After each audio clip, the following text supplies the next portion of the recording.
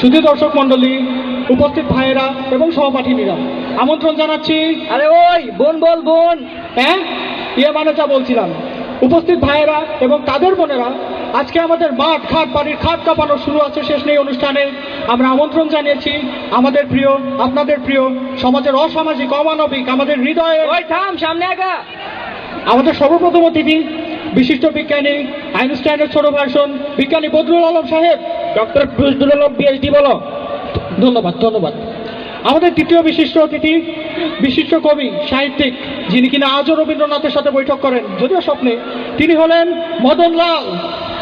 একই মঞ্চে স্যান্ডেলকে মারলো। এই কি আছিস, স্যান্ডেল সরা।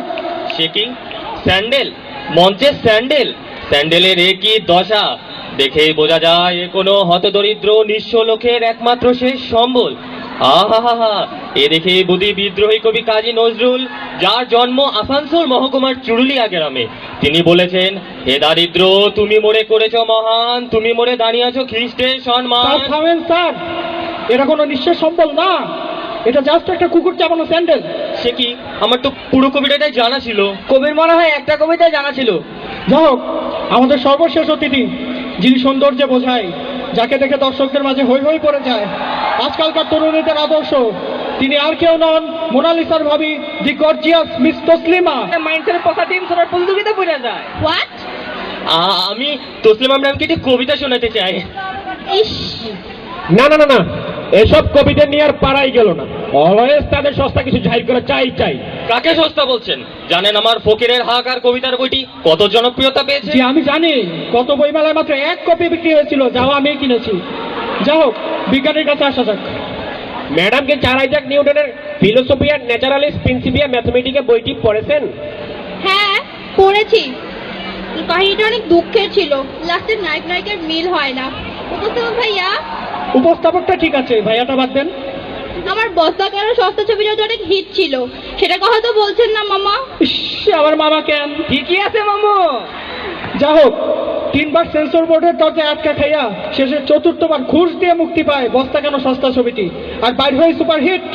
এই বেটা উপস্থাপক, আমাকে এখানে নিয়ে আসার কারণটা কি? এইসব সিলি লোকের পাশে আমার কাজটা কি?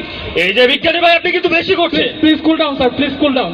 আপনার ইদানিংকার গবেষণার ব্যাপারে দর্শকদের প্লিজ কিছু বলুন। Very good question. At this moment, I am working on an emerging theory. আহা, কি দেশটা রসাতলে গেল। ইংরেজি ভাষা কেন, মাতৃভাষা কই?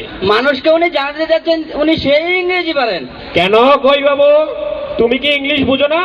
আমাদের এরকম সায়েন্টিফিক এক্সপেরিমেন্ট ইংলিশে হয়, তা তুমি জানো না? তা তো হবেই।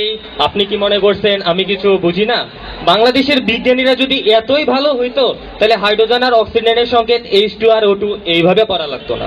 তাহলে তো তারা বলতো উদ্যানের সংকেত U2, অম্লজানের সংকেত O2, এইভাবে পড়লেই তো হইতো না। এই ডাম্বিস, তুমি বলে কি হাইড্রোজেন অক্সিজেন কি তোমার শ্বশুর বাড়ির সম্পত্তি পাইছো যে তুমি ওগুলোকে উদ্যান এবং অম্লজান বলবে এবং সংকেত দিবে U2 এবং O2?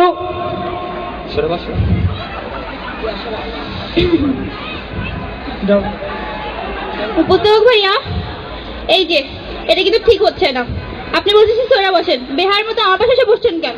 কেন কেন ম্যাডাম, এত হ্যান্ডসাম উপস্থাপক আপনার পছন্দ হয় না? দর্শক মন্ডলী, এখন আমরা কবির কাছে জানতে চাইবো ওনার বর্তমান কার্যক্রম সম্বন্ধে। জি, আমি বর্তমানে বিহিত্ব নিয়ে কাজ করছি। বিহিত্ব? সে আবার কি? তাই বিহিত্বের মহত্বটা কি শুনি। মানে আমি দেখলাম নিউটন আর আইনস্টাইনের পর বিজ্ঞান কিন্তু থেমেই গেছে, আর সাহিত্য নিয়ে কিন্তু অনেকে অনেক কিছু করছে। তাই বিজ্ঞান আর সাহিত্যর অপূর্ব সংমিশ্রণে বিহিত্ব তৈরি করেছি। কিরকম?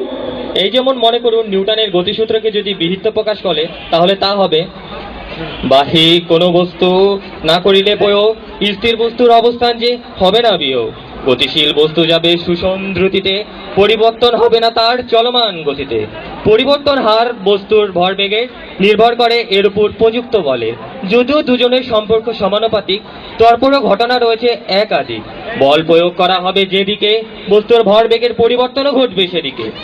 যদি কোনো বস্তুকে দেয়া হয় ক্রিয়া, অবশ্যই সে দেবে তার সমান ও বিপরীত প্রতিক্রিয়া, যদি না দিত সে প্রতিক্রিয়া, এক বস্তু যে যেত আরেক দিক ভেদ করিয়া। Wow, so nice. ধন্যবাদ। আমি বলি কি, সায়েন্স কি তোমার পাগলামি পাইছো নাকি? কবি ভাইয়া, আমার আপকামিং মুভি শাশুড়ি চিন্তাইতে কিন্তু এটা আমার লিড সং হিসেবে ব্যবহার করব। জি ম্যাডাম জি, কবিতাটা তো আপনার জন্যই লেখা। হোয়াট? স্যার আইজাকের নিউটনের সূত্র ধরে বাংলা সিনেমার সঙ্গ হয়ে, হায় আল্লাহ, কেন একটি আপেল তুমি নিউটনের মাথায় ফেলেছিলে, পুরো গাছটাই কেন ফেলোনি? এই যে বদরুল ভাই, আপনি কিন্তু বেশি করছেন। এতে তো বিজ্ঞানেরও প্রচার হবে নাকি? আর্টস কমার্সের ছেলেমেয়েরা থেকে শুরু করে রিক্সাওয়ালা পর্যন্ত নিউটনের সূত্র জানবে। Shut up! You and only you are responsible for this. তোমার বিয়েতে যদি একটি বিয়ে আমি না করি তাহলে তাহলে তাহলে বদরুল সাহেব তার নাম পরিবর্তন করে না হয় বদ রেখে দেবেন। যাই হোক, বদরুল সাহেব, আপনি কি মনে করেন বিজ্ঞানী সব? অবভিয়াসলি এই পুরো দুনিয়াটাই তো দাঁড়িয়ে আছে সায়েন্সের উপর। আর কি বলবো, সিনেমাতে এবং সাহিত্যে তো ফুল অফ মিস্টেক। তাছাড়া রবীন্দ্রনাথ নিজেই তো ভুল করেছেন। ও মাই গড, রবীন্দ্রনাথ ভুল? তা নয়, আর বলছি কি, রবীন্দ্রনাথ বলেছেন, ভেঙে মোর ঘরের চাবি নিয়ে যাবি কে আমারে। যদি ঘরের চাবি ভেঙে যায় তাহলে তালা খুলবে কিভাবে? আপনার এত বড় সাহস, আপনি রবীন্দ্রনাথের ভুল ধরছেন। উপস্থাপক ভাইয়া, কি করছেন আপনি? উপস্থাপক ভাইয়া, লাস্ট ওয়ার্নিং দিচ্ছি। মানুষের পূর্বপুরুষ যে বাদর ছিল তা বোঝার জন্য ডারউইনের তত্ত্বের প্রয়োজন হয় না, সেটা উপস্থাপক বেটার আচরণে প্রকাশ পায়। সাবাস সাবাস। এ ব্যাপারে অবশ্য আমি বদরুল ভাইয়ের সাথে একমত, কারণ সত্য ন্যায়ের পিছনে আমিও সর্বদা দণ্ডায়মান। পরিস্থিতি আপাতত অন্য নয়, আমাদের শো আজকে এখানেই ক্লোজ। এই